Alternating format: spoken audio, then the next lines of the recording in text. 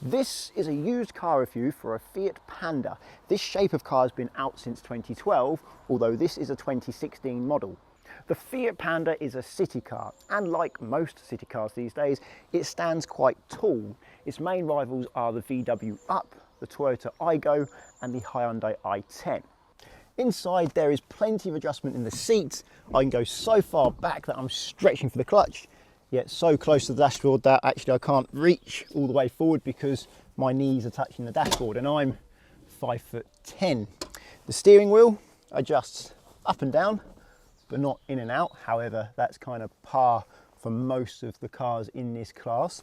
It has no fewer than 1, 2, 3, 4, 5 cup holders, plus 3 little square storage things that you might be able to possibly put a bottle of water in there anyway, to be honest. And it's got 2 glove boxes, although one glove box is not covered up. Having set the driver's seat to my driving position, I can say there's actually a little bit of knee room here. I have about that much knee room behind the seat. However, what I don't like about this car is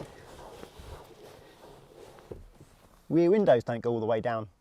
However, its saving grace is the doors open very wide, making this relatively narrow space easy to get out of. Stay open.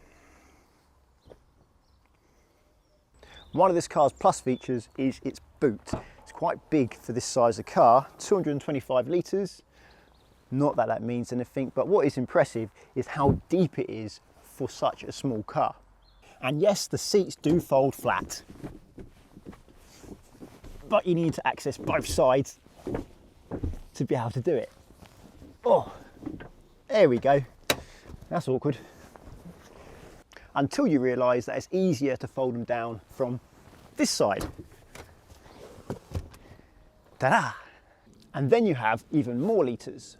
Quite impressive. You're not going to get a bicycle in there, but maybe a trip to IKEA if you only bought the short boxes. Under the bonnet of this happy little Italian is a 1.2 litre 4-cylinder petrol engine, kicking out 69 brake horsepower of power and 100 newton meters of torque. You can get it in a 0.9 2-cylinder petrol engine as well, and a 1.3 diesel engine. I recommend this engine because it's smooth, quiet, and it is actually very economical. I know the twin air 0.9 litre 2-cylinder variants don't get anywhere near their claimed economy figures. This is something you won't see on a VW Up. The paint is only on the top of the bonnet, not underneath the bonnet. You can actually see the paint line where they haven't bothered to paint it underneath. Doesn't really matter, but you can see one way they make it cheaper. The Fiat Panda has always been a very boxy car, and they've tried to get rid of the box with this car. They call it a soft cube. You can see everything is kind of cubed-like, but with rounded edges. Even the speedo is cubed, the handbrake is cubed, and there's even cubes on the ceiling. There's cubes everywhere. Before I grab the cubed gear knob to get going, I want to say why I believe the Fiat Panda is a legend. It was designed by Giorgetto Giugiaro. He is a legend himself, but he was given a design brief to make a small, spacious, cheap car. And he did that very thing. It's been on sale since 1980, it's over 40 years, and it has sold, I think, around 8 million units. So this car has provided cheap transport to millions of families across the world. That makes it a legend. I'm just going to turn the fan down with the cubed climate control knob there, as it's a bit loud, and let's get going. There's 3 main trims you're going to find this car available in: Pop, Easy and Lounge. I don't recommend you get the Pop. It doesn't even have air conditioning or height adjustable driver's seat. It even does away with the remote central locking. The Easy trim brings you those 3 important things, plus some roof rails on the top to make it easier to fit a roof rack. If you go for the Lounge trim, you get electric heated wing mirrors as well, and some fog lights, I believe, although I'm not sure if they are standard, but I have seen Lounge models of this car with fog lights. Personally, I think the Easy trim level is the best all-rounder, but if the Lounge isn't much more money, go for the Lounge. From new, I know the Easy was £1,000 more than the Pop, and they're not that much more expensive than the pop on the used market at the moment, so it makes them a bit of a bargain. This is an easy. It's got 25,000 miles on it, it's 5 years old, and it's worth around about £5,000. So I'm driving in a 30 at the moment, and it's quite easy. The gas is easy to use at low speeds, the brakes are easy to use, there's not a lot of dead zone at the top of the brake, the clutch is very smooth, it's not springy, the bite point is higher than halfway. The gears are actually really nice. It's quite a long throw, but changing gears smoothly in this car is an absolute doddle. And the gear stick is very direct. Where it lets me down a little bit, or it lets itself down really, it doesn't let me down, is the steering. Now there's nothing wrong with the steering when it comes to manoeuvring, but when you're trying to stay in a straight line, it is very vague. And you find yourself having to keep the car in a straight line yourself, as opposed to it wanting to keep itself in a straight line. There's nothing wrong with this car. That is something I experience generally with city cars. They don't straighten themselves as well as longer cars. I've just noticed this very basic car gets hill hold assist. I'm on a steep hill now, in first gear, come off a foot brake, doesn't roll back for a couple of seconds. That makes life easy. For such a cheap car as well, I'm surprised by that. It means I can get going on this hill without any problems at all. But did you hear that noise? That loud engine? And that is something that really bugs me about this car. If you, just did it again, if you try and get this car going quickly, you always tend to over-rev it, or at least I always tend to over-rev it. The gas pedal is very nice when you're doing low speed, but when you want to give it a good push, try and accelerate quickly or do a hill start, you give a little bit more gas and suddenly you get a load more gas. And it's not that the clutch is slipping, the clutch is strong. It's just the way the gas pedal's set up. I'm sure I could get used to it eventually, but for someone who's only spent, I don't know, about an hour driving it, it's really annoying. Okay, now it's time to put it through its paces on this country road. And I like to pull out from here quickly because that is a blind bend. Oh, and that pickup truck has come round that bend to demonstrate the problems. Let's get going. No, I bogged down that time. It's either too many revs or not enough. Anyway, enough of that. Oh, sounds all right. What's that, 5,000 RPM? 5,500 RPM? It's not fast at all, it's quite slow, but if you make those revs go higher, it's quite usable. If anything, it's actually quite fun on this road. It comes alive on the country road a little bit here. Steering around this bend, very compliant, not too much body roll. Actually not fulfills, that's the wrong word. It fills me with trust. I do trust this car, it gives me confidence on this back road, and it's quite small, so when you get those big cars coming the other way, it's easy to nip past them. I've definitely driven cars that are a lot more expensive than this that aren't as good at doing this.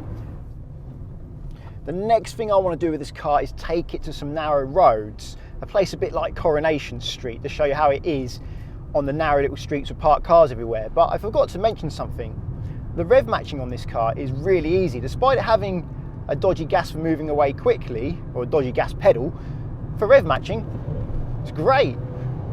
Very easy to get that right. So I'll just slow down in third right now, heel and toe, into second gear. Very easy to get that right. Very little experience in this car, yet I'm getting those revs exactly where they need to make very quick, smooth gear changes. It's part of what makes this car fun to drive on these back roads. Welcome to Coronation Street. I call this place Coronation Street because it looks like Coronation Street. If you don't know what Coronation Street is because you're not from the UK, it's a TV show set somewhere near Manchester. It's been going for 40, 50 years or something. I think it's still going now. And everything in that TV show kind of looks like this place, with all these terraced houses and the overhead telephone cables and those old-fashioned street lamps. And that's why I call this Coronation Street. Okay, so this is where this little city car really gets tested. When it gets narrow, got pedestrians on the left, an oncoming van, Very narrow road here and a horrible turn into this road on the left here that you can't see into. Let's see how it makes this turn. Artillery Street in Colchester. You can see in there. And the turning circle, wow, I actually managed to keep it on the correct side of the road there. I don't think I've ever managed to do that before. It's got a very good turning circle. And I'm going to turn right down this very narrow road soon. And let's see how easy it is to get in there next to that green car. Really light steering and very easy to place it. I'm finding this incredibly easy. This is normally quite a tricky road. And if you want to make the steering even lighter, there is a button here called City. Press that. It says City and the steering, whoo, I mean literally, watch this. I'm just going to, nearly did a whole turn of the wheel there just from flicking it. Or that's not really flicking it, is it? It's being brutal with it. You know, I'll turn it off because that's a bit too light for driving. City disconnected, good. And let's carry on. So for manoeuvring around these tight little streets, this is ideal. Is that a parking space? Oh, that's a bit too big really. Needs something a bit smaller, but this car is easy to park. And I'll tell you why. The position, you sit quite high, so the wing mirrors are quite low. Therefore you get quite a good view of the ground quite easily. And the wing mirrors are really big, so it makes it really easy to see the curb when you're trying to park. And because the window lines are quite low anyway, it also makes it very easy to see around yourself. And that's why it's very easy to place this car. You can see it over there. You see where the windscreen is, and then where the window line on the side there is, it's very low. It's a lot lower than usual. That makes a car easy to maneuver. Oh, right, now this is going to be a test. Enter reverse, because I'm not going anywhere. But if I'm going to have to reverse any car all the way down here, it may as well be this one. Wing mirrors, very easy to see either side. And I'm going to cut this because I'm not going to bore you with this. So it's time to take this car on a 70 mile an hour dual carriageway. Let's see what it does. Foot to the floor now. 3,000 RPM and 30, 4,000 RPM and 40, 5,000 RPM, 6,000 RPM into third gear. Lovely gear change. 4,500 RPM. I'm now at 70 miles an hour in fifth gear with a downhill assist. Now merging into no traffic really at all. And then I have to merge again up there. This is a really enjoyable car to drive hard. Let's see what it's like if I'm actually sitting at 70 miles an hour now, just cruising along. Well, straight away I can tell you there's a lot more road noise than I'm used to. How does it stay in a straight line? That's the problem I always have with city cars on these long journeys. And yes, it has the same problem as all city cars with a short wheelbase. It fidgets about a little bit. You have to put corrections into the steering to make sure you're staying in a straight line. It gets tiring over a long period of time. Also, there's nowhere to put my left foot. There's a tiny little place for the clutch, but it's not big enough for my foot. And my feet are only size 9. So if I want to relax my left foot, I'm going to have to put my foot under the clutch and almost under the brake, which isn't ideal. This part of the dual carriageway is 40, not fun. No cruise control, and I don't believe any of these cars are available with cruise control. And I'm very much used to that. So for me, on a long journey, that would be very tiring. When I say long journey, I am talking about at least an hour. Over 2 hours really is what I consider a proper long journey. Visibility is where this car shines. It helps you with everything from parking to driving on motorways, but also if you've got a child seat with a child in the back, having those lower windows does help reduce car sickness. Having more glass in a car reduces car sickness. A lot of people think it's being higher up that does it, but it's not. It's the amount of glass and how high you are in relation to that glass. In fact, being high up can make car sickness worse sometimes because you sway about a lot more, or they have to stiffen up the suspension loads to stop it from swaying around. This car was crash tested in 2012 for the first time, I believe, or it might have been 2011, around that time, and it got 4 stars, which is quite commendable for a city car. But it was tested again in 2018 by Euro NCAP, same people who did it the first time, and it got 0 stars. Now that's not because this car has got any less safe, it's just that the competition has got more safe and it's kind of left the Panda behind because it hasn't been updated properly in so long. So if safety is your priority, there are safer cars out there that you can buy. Look into the Toyota Aygo or the VW Up.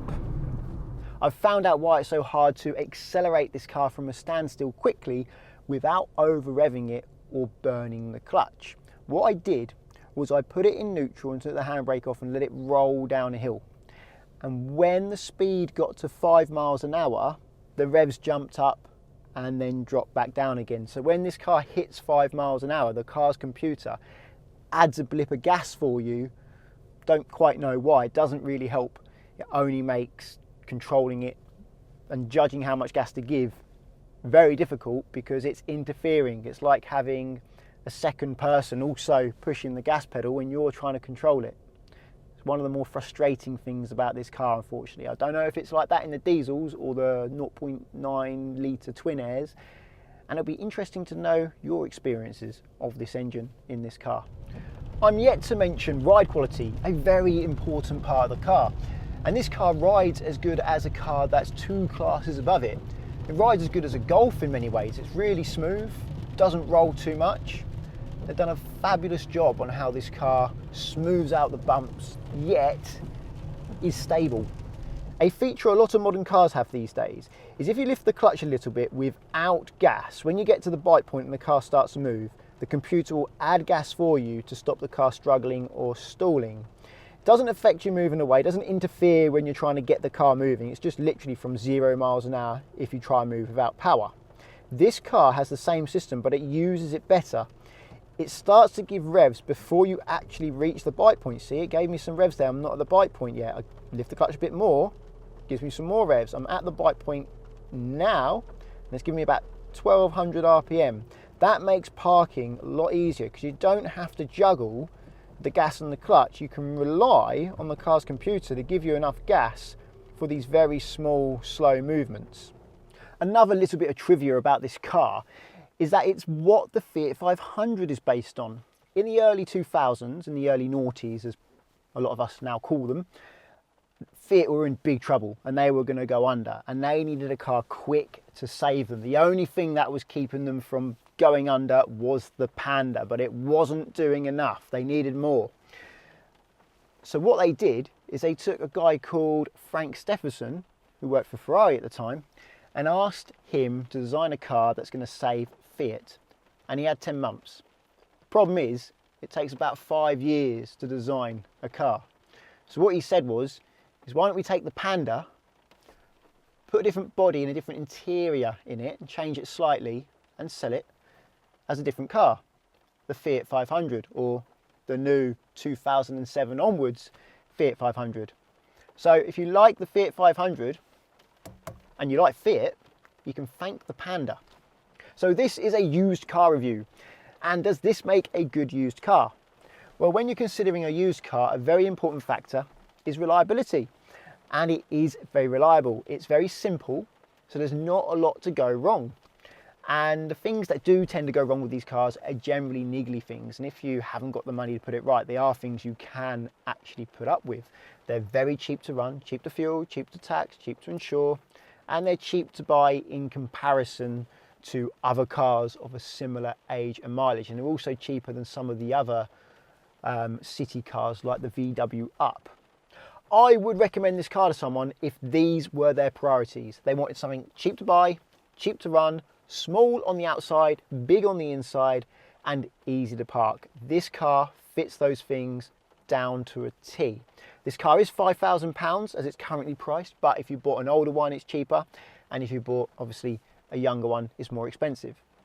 If you wanted something with more style and flair, I recommend checking out the Fiat 500 because the Fiat 500 is very similar to this car, except it's a much nicer place to sit. It's got a much better stereo, and in many people's eyes, it's the better looking car, but that is an opinion. However, if practicality is your top priority and you're really interested in having something as spacious as possible on the inside, then this car wins. If you like the video, please give it a thumbs up and press subscribe to get my future videos. Until the next one, cheerio.